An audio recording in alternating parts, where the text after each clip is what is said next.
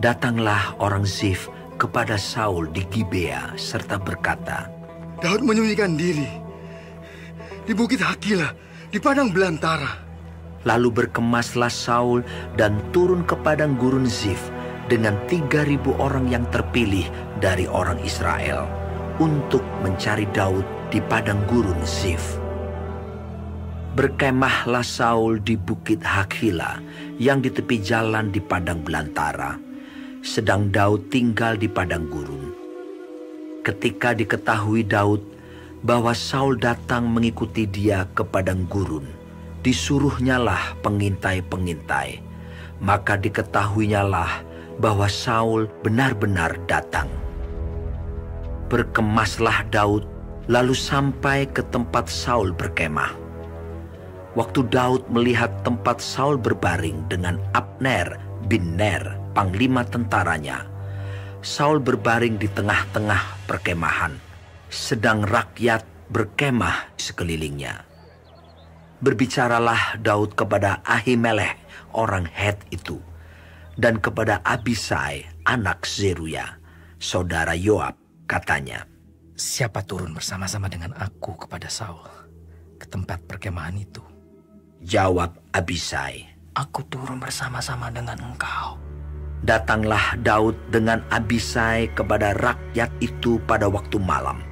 Dan tampaklah di sana Saul berbaring tidur di tengah-tengah perkemahan, dengan tombaknya terpancung di tanah pada sebelah kepalanya. Sedang Abner dan rakyat itu berbaring sekelilingnya. Lalu berkatalah Abisai kepada Daud, Pada hari ini Allah telah menyerahkan musuhmu ke dalam tanganmu. Oleh sebab itu izinkanlah kiranya aku menancapkan dia ke tanah dengan tombak ini. Dengan satu tikaman saja. Tidak usah dia kutancapkan 2 kali. Tetapi kata Daud kepada Abisai, Jangan musnahkan dia. Sebab siapakah yang dapat menjamah orang yang diurapi Tuhan dan bebas dari hukuman? Lagi kata Daud, Demi Tuhan yang hidup, niscaya Tuhan akan membunuh dia. Entah karena sampai ajalnya dan ia mati, entah karena ia pergi berperang dan hilang lenyap di sana. Kiranya Tuhan menjauhkan daripadaku untuk menjamah orang yang diurapi Tuhan. Ambillah sekarang tombak yang ada di sebelah kepalanya dan kendi itu, dan marilah kita pergi. Kemudian Daud mengambil tombak dan kendi itu dari sebelah kepala Saul. Lalu mereka pergi. Tidak ada yang melihatnya, tidak ada yang mengetahuinya, tidak ada yang terbangun. Sebab sekaliannya tidur, karena Tuhan membuat mereka tidur nyenyak.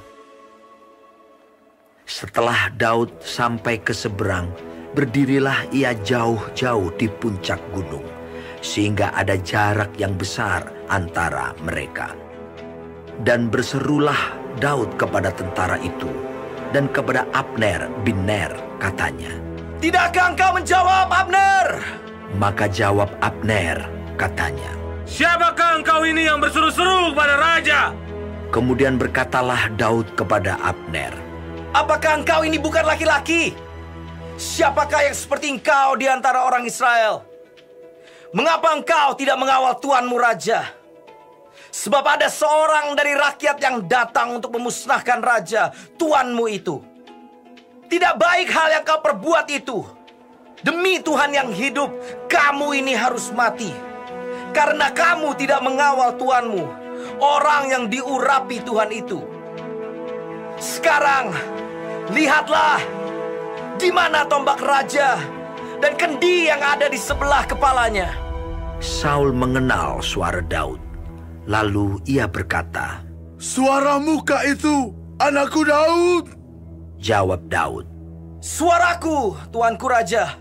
Lalu berkatalah ia, Mengapa pula tuanku mengejar hambanya ini? Apa yang telah kuperbuat? Apakah kejahatan yang melekat pada tanganku? Oleh sebab itu, kiranya tuanku raja mendengarkan perkataan hambanya ini. jika Tuhan yang membujuk engkau melawan aku, maka biarlah ia mencium bau korban persembahan. Tetapi jika itu anak-anak manusia, terkutuklah mereka di hadapan Tuhan, karena mereka sekarang mengusir aku, sehingga aku tidak mendapat bagian daripada milik Tuhan, dengan berkata, pergilah, beribadahlah kepada Allah lain. Sebab itu, janganlah kiranya darahku tertumpah ke tanah, jauh dari hadapan Tuhan. Sebab Raja Israel keluar untuk mencabut nyawaku, seperti orang memburu seekor ayam hutan di gunung-gunung. Lalu berkatalah Saul, Aku telah berbuat dosa. Pulanglah anakku Daud, sebab aku tidak akan berbuat jahat lagi kepadamu, karena nyawaku pada hari ini berharga di matamu. Sesungguhnya perbuatanku itu bodoh, dan aku sesat sama sekali. tetapi Daud menjawab, Inilah tombak itu, ya Tuanku Raja. Baiklah salah seorang dari orang-orangmu menyeberang untuk mengambilnya. Tuhan akan membalas kebenaran dan kesetiaan setiap orang. Sebab Tuhan menyerahkan engkau pada hari ini ke dalam tanganku. Tetapi aku tidak mau menjamah orang yang diurapi Tuhan. Dan sesungguhnya, seperti nyawamu pada hari ini berharga di mataku, demikianlah hendaknya nyawaku berharga di mata Tuhan. Dan hendaknya ia melepaskan aku dari segala kesusahan.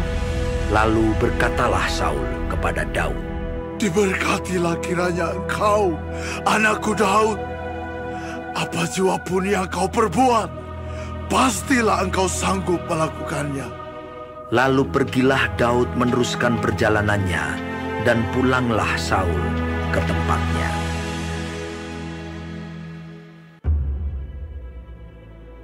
Tetapi Daud berpikir dalam hatinya, Bagaimanapun juga, pada suatu hari aku akan binasa oleh tangan Saul. Jadi tidak ada yang lebih baik bagiku selain meluputkan diri dengan segera ke negeri orang Filistin. Maka tidak ada harapan bagi Saul untuk mencari aku lagi di seluruh daerah Israel. Dan aku akan terluput dari tangannya. Bersiaplah Daud, lalu berjalan ke sana. Ia dan ke-600 orang yang bersama-sama dengan dia itu kepada Akhis bin Mauch, raja kota Gad. Daud dan semua orangnya menetap pada Akhis di Gad, masing-masing dengan rumah tangganya. Daud dengan kedua orang istrinya, yakni Ahinoam perempuan Yisrael, dan Abigail bekas istri Nabal perempuan Karmel. Setelah diberitahukan kepada Saul bahwa Daud telah melarikan diri ke Gad, ia tidak lagi mencarinya. Berkatalah Daud kepada Akhis, Jika kiranya aku mendapat belas kasihanmu, biarlah diberikan kepadaku tempat di salah satu kota di tanah datar, supaya aku tinggal di sana. Mengapa hambamu ini tinggal padamu di kota kerajaan ini? Maka pada hari itu Akhis memberikan Ziklag kepadanya. Itulah sebabnya Ziklag menjadi kepunyaan raja-raja Yehuda sampai sekarang. Dan lamanya Daud tinggal di daerah orang Filistin adalah 1 tahun 4 bulan. Maka Daud dan orang-orangnya bergerak maju dan menyerbu orang Gesur, orang Girzi, dan orang Amalek. Sebab orang-orang inilah penduduk negeri itu yang membentang dari Telam ke arah Syur sampai tanah Mesir. Apabila Daud memusnahkan negeri itu, seorang pun tidak dibiarkannya hidup, baik laki-laki maupun perempuan. Ia merampas kambing domba, lembu, keledai, unta, dan pakaian. Kemudian pulanglah ia dan kembali kepada Akhis. Jika Akhis bertanya, Di mana kamu menyerbu pada hari ini? maka jawab Daud, Di tanah Negeb Yehuda, atau di tanah Negeb orang Yerahmeel, atau di tanah Negeb orang Keni. Daud tidak membiarkan hidup seorang pun, baik laki-laki maupun perempuan, untuk dibawa ke Gat, sebab pikirnya, Jangan-jangan mereka mengabarkan tentang kami dengan berkata, beginilah dilakukan Daud. itulah kebiasaannya selama ia tinggal di daerah orang Filistin. Tetapi Akhis mempercayai Daud sebab pikirnya, Tentulah ia telah membuat diri dibenci di antara orang Israel, bangsanya. Ia akan menjadi hambaku sampai selamanya. pada waktu itu orang Filistin mengerahkan tentaranya untuk berperang melawan orang Israel. Lalu berkatalah Akhis kepada Daud, Ketahuilah baik-baik bahwa engkau beserta orang-orangmu harus maju berperang bersama-sama dengan aku dalam tentara. Jawab Daud kepada Akhis, Baik, engkau akan tahu apa yang dapat diperbuat hambamu ini. Lalu Akhis berkata kepada Daud, Sebab itu, aku mengangkat engkau menjadi pengawalku sendiri sampai selamanya. Adapun Samuel sudah mati. Seluruh orang Israel sudah meratapi dia, dan mereka telah menguburkan dia di Rama, di kotanya. Dan Saul telah menyingkirkan dari dalam negeri para pemanggil arwah dan roh peramal.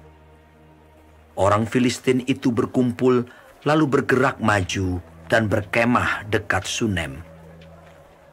Saul mengumpulkan seluruh orang Israel, lalu mereka berkemah di Gilboa. Ketika Saul melihat tentara Filistin itu, maka takutlah ia, dan hatinya sangat gemetar.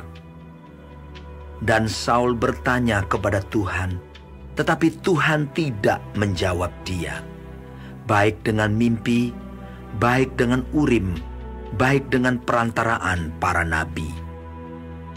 Lalu berkatalah Saul kepada para pegawainya, Carilah bagiku seorang perempuan yang sanggup memanggil arwah. Maka aku hendak pergi kepadanya dan meminta petunjuk kepadanya. Para pegawainya menjawab dia.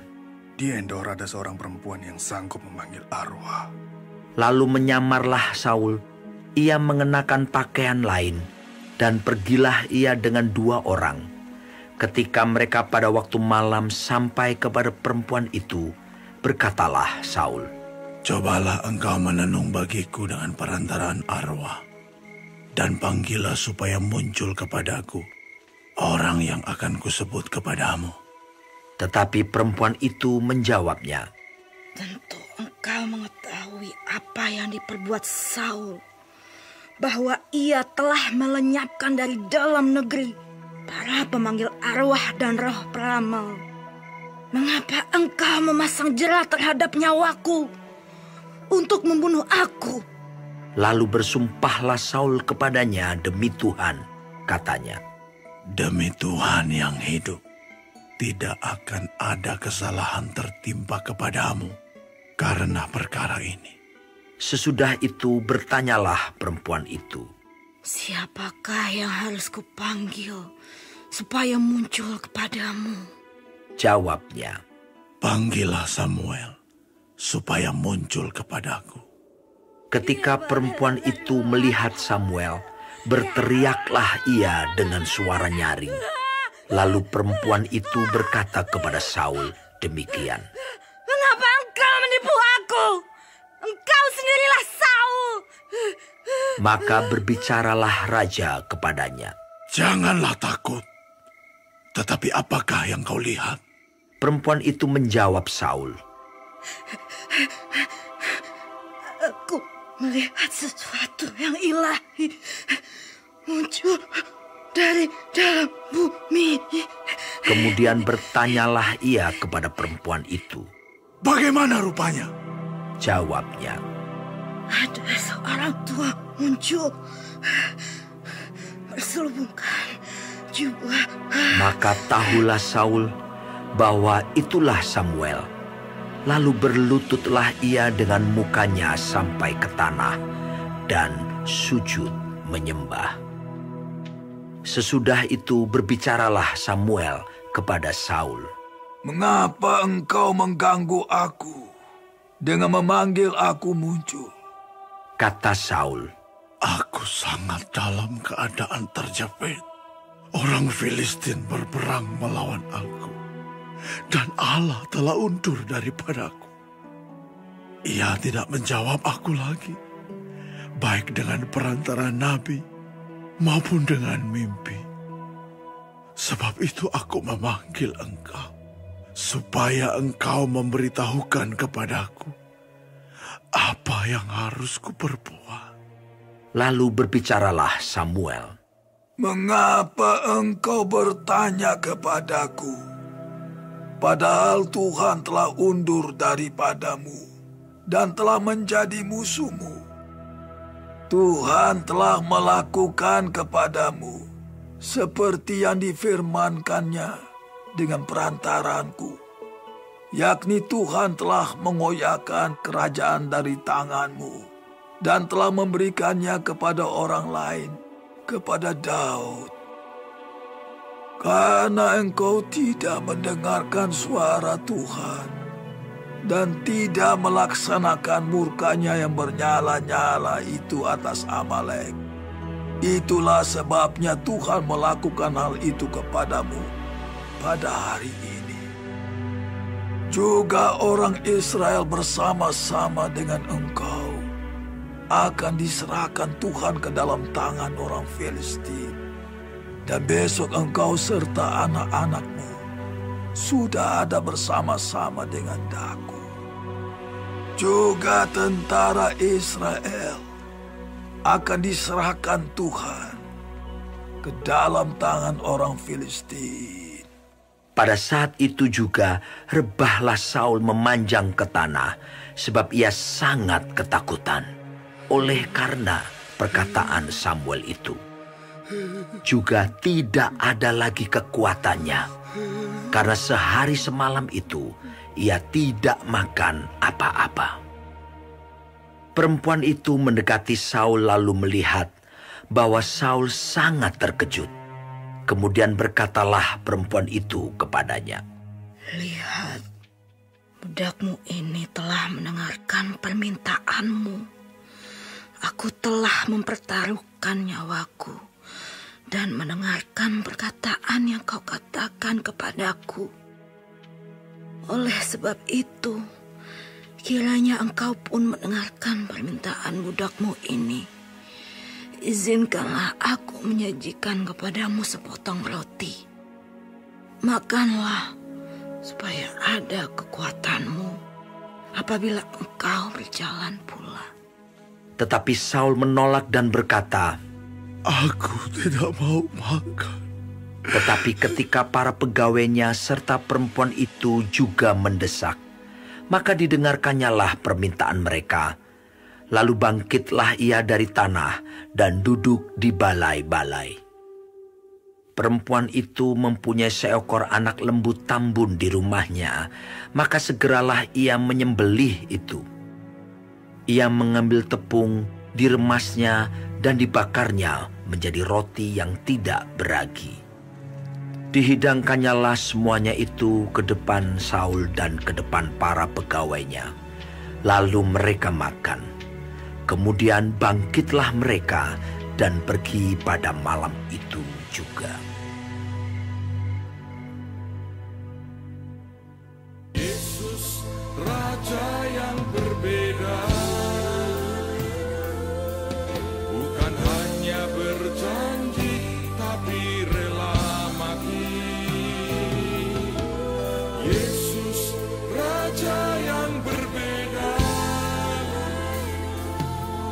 aku makin jatuh cinta.